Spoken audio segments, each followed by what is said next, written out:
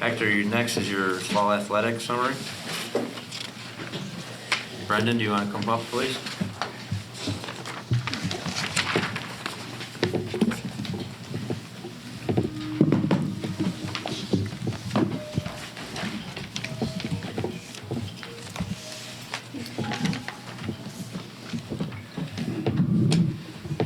Good evening, everyone.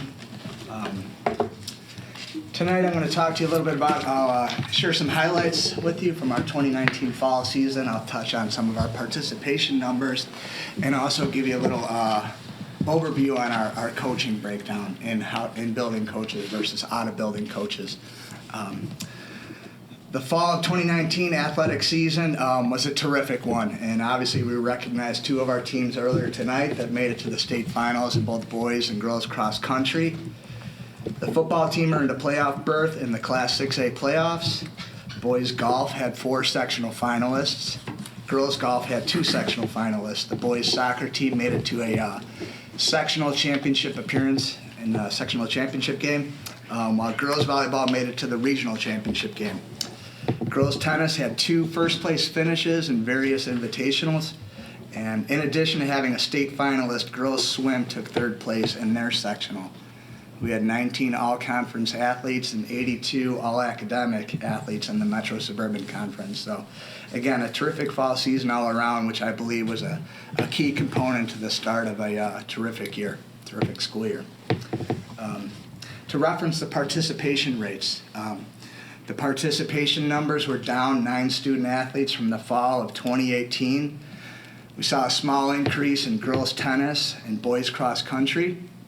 We saw a decrease of approximately 9% in girls cross country, 10% in football, and 15% in boys soccer. I was asked to touch on the declining number in football. According to a recent article in the New York Times, the reduction in football has been experienced all across the country, let alone the state of Illinois.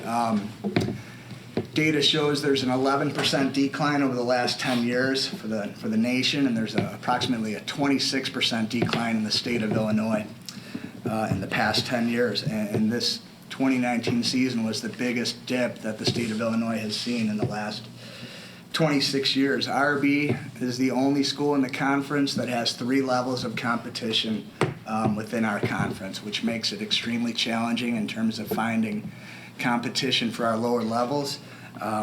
But I do think, given with where we were at, we are on par with this trend. 10 years ago, Riverside Brookfield had approximately 130 football players. So when you look at the numbers, a 26% decline, we're on par with that number. And again, when you take into consideration state powerhouses like Ohio and Texas, they're suffering the same decline in terms of Ohio is down 27%. Texas is down 11% over the last 10 years. I think it's impossible to nail down one reason for the decline, but I think a few of them are sports-specific specialization has certainly contributed, as has the growth of video games, esports, some step away for a general loss in the interest of the sport. There's always going to be that concern for injuries, which is shared by student athletes as well as parents. We've had some athletes wish to seek employment, as well as the pay-to-play has come into consideration. But as I mentioned earlier, I think RB is in line with this trend, and it's certainly, the sport is the safest it's ever been, and I think it's important for the ambassadors of the sport to get that information out to all parents. Any questions regarding the highlights or participation numbers? There was one other question submitted, Brendan. I think you put it in your thing about coaches in the building, out of the building. The board had a question about Sure. that. I'll touch on that now. Could I make just one comment? I had some conversations with some kids from Morton West, and maybe they were talking about the increase in soccer. And if we look 10, 15 years ago, soccer was not as prominent. And when they were just talking about, well, they are more interested in soccer and more kids are going into soccer, so that might count for some of the football. just Sure, I kind think of across the shift. country, you see an increase or an uptick in soccer and boys cross country. That wasn't necessarily the case this past year for RB, but again, each year there's going to be a little wiggle room, but we know when we look at the 3 and 4 year studies, it usually falls in line, but no question. So related to the decrease and increase in the various sports, do all sports have 3 levels of participation? Sports like cross country will have 2 levels of competition. Golf, girls golf typically has 1 level right now. We're striving to get to 2 levels. Boys golf has 2 levels. Volleyball will have 4 levels. Football will even have 4 levels if you take into account some JV games that we'll play as well. A majority of our sports across the board throughout the school year have a minimum of 3 levels, but there are some sports where it'll just have 2 levels. So what drives that decision? It's the participation numbers or Participation something else? numbers, expenses in terms of officiating, transportation, things of that nature. But typically, it's participation interest. Thank you. Now that we've had this first sport for this fall, do we have anybody that's on track to be a 12 sport? They participated in 3 sports all 4 years. We have one that I'm One? aware of. Okay, cool. Yes, he's a football wrestler and track athlete. Nice. Yeah. So do you think that there's any, because I know the numbers from 16 to 19 aren't that off, and it kind of goes up and down. And you talked about the individual sport player, a guy that only plays basketball year-round or hockey year-round. Do you think that possibly, and then you mentioned the pay-to-play might have a factor. Do you think there might be a correlation between if, I want to play this sport, this is all the money we can dedicate to that, but a second sport is more, a third sport's even more. Do you think there might be a decline?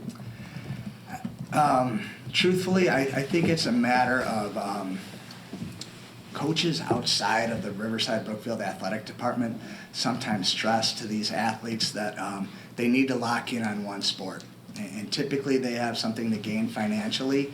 And unfortunately, there's parents that are, just flat out undereducated in terms of, the best athletes are the ones that can move their bodies the best, and those are usually the ones that are playing multiple sports.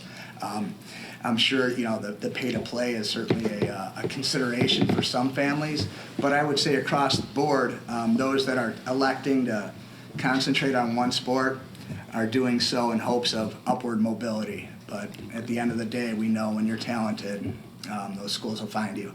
Yeah. Sure. Do we take into account, because students who focus on one sport, hoping to get a college scholarship, pay significant amount of money for clubs? I mean, pay to play is just a drop in the bucket Compared to clubs.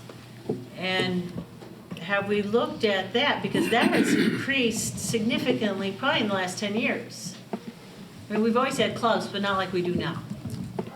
Correct. You're talking like AAU. Well, like girls volleyball is huge, and that's Right. several thousand a year. That probably basketball probably has a club. Correct.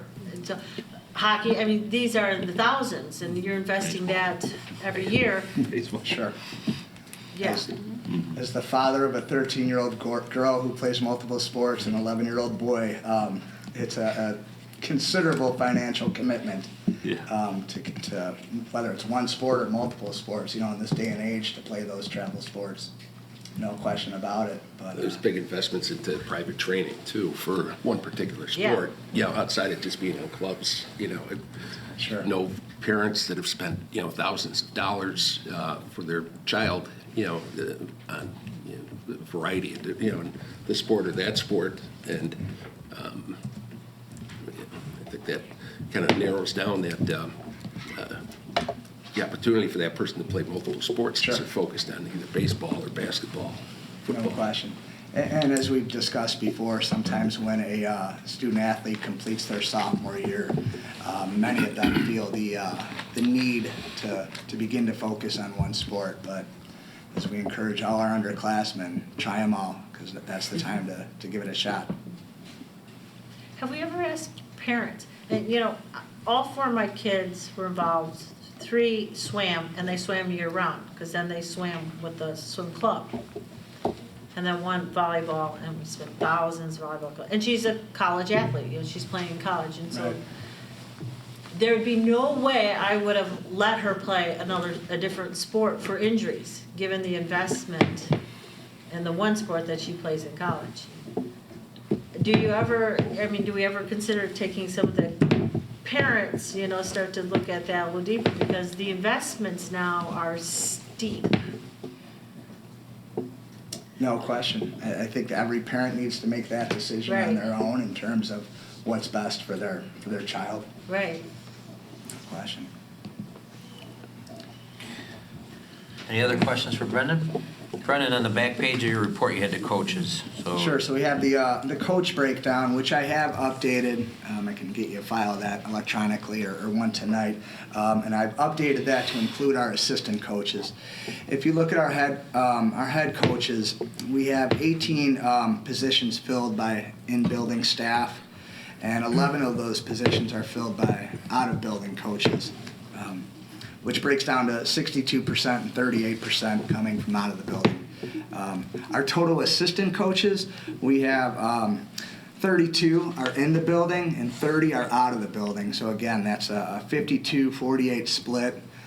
When you combine the two, all the head coaches and the assistant coaches, we have 50 coaching positions that are filled by staff members that work in the building and 41 that are out of the building. So again, that breaks down to about a 55 to 45% ratio. I would add that out of all the out-of-building coaches, I'm sorry, I should back that up. Out of all our out-of-building coaches, 37% of them are RB graduates. So that comes out to about 15. So I just think that's neat that we have so many people that want to come back and give back to the athletic programs that they were a part of.